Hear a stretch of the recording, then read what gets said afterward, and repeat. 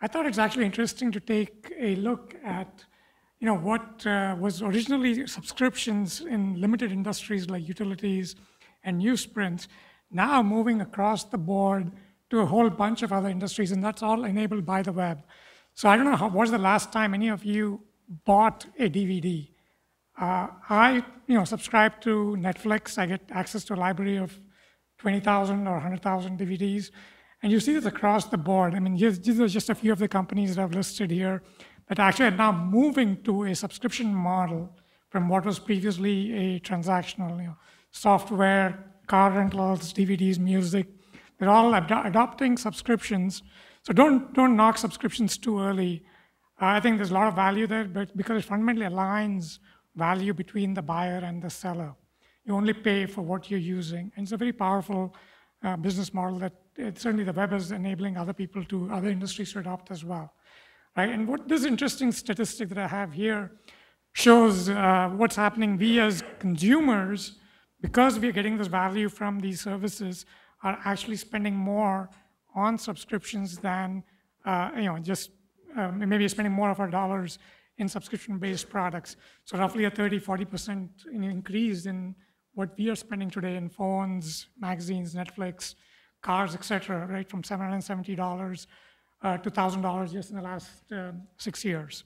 So maybe, I don't want to belabor this point too much. So now, it's easy to say the media, which has primarily been in subscriptions, should it really explore new models? Rocky talked about micropayments and so on.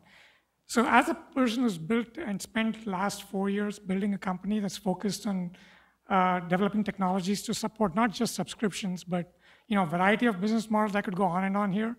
But frankly, that's not as interesting because I think the ability to have flexible business models that support innovation in business users creating value for their subscribers, that's much more interesting conversation. How do you create value, right? How do you create rich content that people are willing to pay for, whether it's through subscriptions, through micropayments, through ad-supported models, and so on? To me, as a subscriber or as a reader, is that truth-telling is even more important. I think you saw Mike McKean in his conversation present in his panel talk about how journalists can leverage different tools. And technology is providing you with powerful tools for us, to deal with these complex issues of time and scale much more richly than ever before. And I think from a business model perspective, right,